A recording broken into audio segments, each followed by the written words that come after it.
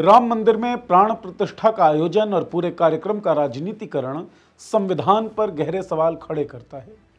संविधान के भाग 4 में राज्य के नीति निर्देशक सिद्धांतों का वर्णन है और भाग 4A में नागरिकों के मूल कर्तव्यों का वर्णन है। नागरिकों के कर्तव्य जो वर्णित किए गए हैं उनमें से एक कर्तव्य है संविधान का पालन करना, देश के आदर्श, संस्थाओं, राष्ट्रीय ध्वज और राष्ट्रगान का सम्मान करना। राम मंदिर प्राण प्रतिष्ठा की चर्चाओं की शुरुआत से ही भगवा झंडों की भरमार है। बाजारों में, चौक चौराहों पर, बिल्डिंग्स के ऊपर आप भगवा झंडा देख सकते हैं। निजी क्षमता में कई लोगों ने तिरंगे को भगवे झंडे से रिप्लेस किया है।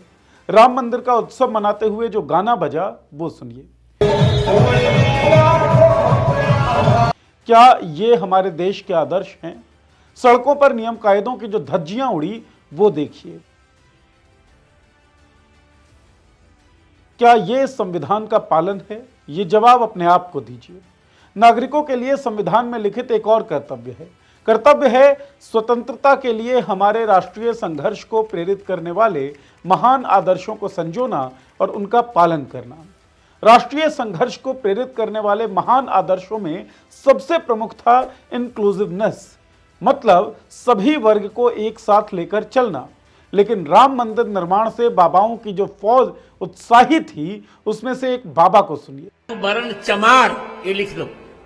गोस्वामी जी कहते हैं कि जो राम जी को नहीं भजता वो चारों वर्ण चमार है। वो राम को भजने वाला उत्तम और चाम को भजने वाला नीच, ये गोस्वामी जी का तात्पर्य है। यहाँ टीवी मीडिया ने राम मंदिर के सहारे गैर हिंदू लोगों को अपमानित करने और डराने वाले खूब कार्यक्रम बनाए।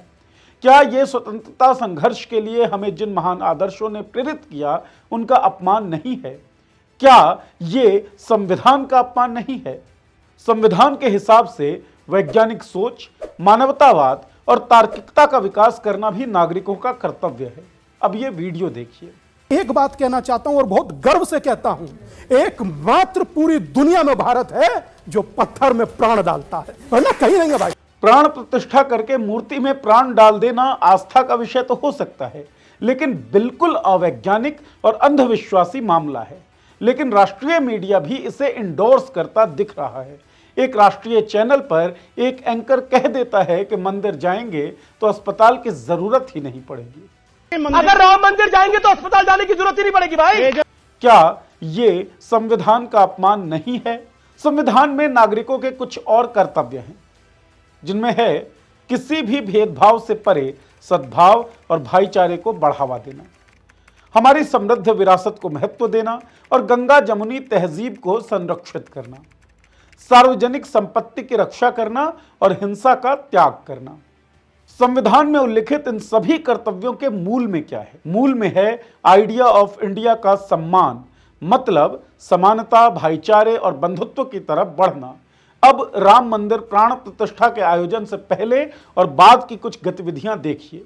चर्च पर चढ़कर क्रॉस के निशान पर भगवा ध्वज लहराना, मस्जिद में एक भीड़ के द्वारा घुसने की कोशिश करना, जबरन जय श्री राम का नारा लगवाना, क्या ये सीधे तौर पर संविधान का अपमान नहीं है? राम मंदिर निर्माण के आधार पर अवैज्ञानिकता फैलाने, लोगों के बीच जातीय और धार्मिक आधार पर भेदभाव फैलाने का काम बृहत स्तर पर किया गया।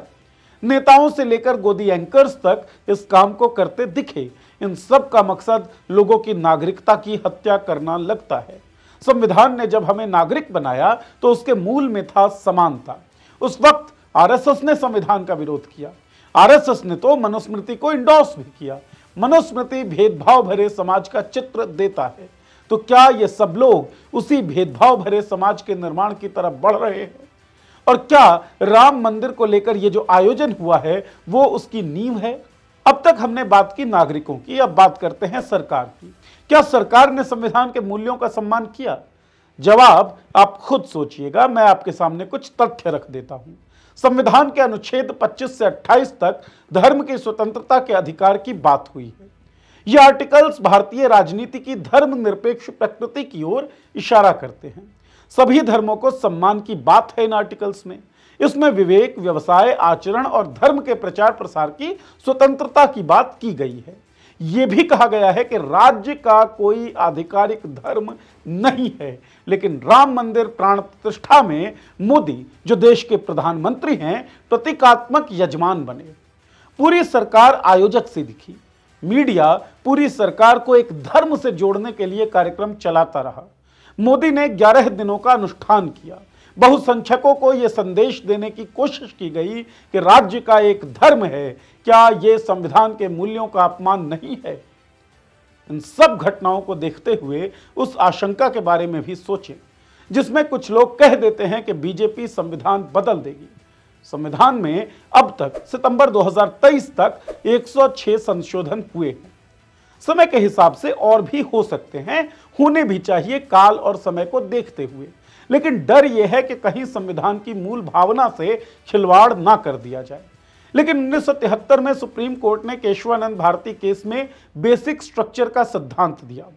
इसके अनुसार भारतीय संविधान की मूल संरचना को संवैधानिक संशोधन द्वारा भी निरस्त नहीं किया जा सकता है। निर्णय में संविधान की जिन बुनियादी संरचनाओं को सूचीबद्ध किया वो हैं संविधान की सर्वोच्चता, भारत की एकता और संप्रभुता, सरकार का लोकतांत्रिक और गणतांत्रिक स्वरूप, संविधान का संघीय चरित्र, संविधान का धर्मनिरपेक्ष चरित्र, शक्ति का विभाजन और व्यक्तिगत स्वतंत्रता। समय के साथ इस सूची में कई अन्य सुविधाएं भी जोड़ी गई। उन सुविधाओं में से कुछ हैं कानून का शासन, न्यायिक समीक्षा, संसदीय प्रणाली, समानता का नियम, मौलिक अधिकारों और राज्य के नीति निर्देशक सिद्धांतों के बीच सामंजस्य और संतुलन, स्वतंत्र एवं निष्पक्ष चुनाव, संविधान में संशोधन करने की संसद की सीमित शक्ति, अनुच्छेद 32, 136, 142 और 147 के तहत भारत के सर्वोच्च न्यायालय की शक्तियां, अनुच्छेद 222 और 227 के तहत उच्च न्यायालय की शक्तियां। संवैधानिक प्रावधानों और कोर्ट के फैसलों के बाद संविधान की मूल आत्मा को बदलना लगभग नामुमकिन दिखता है।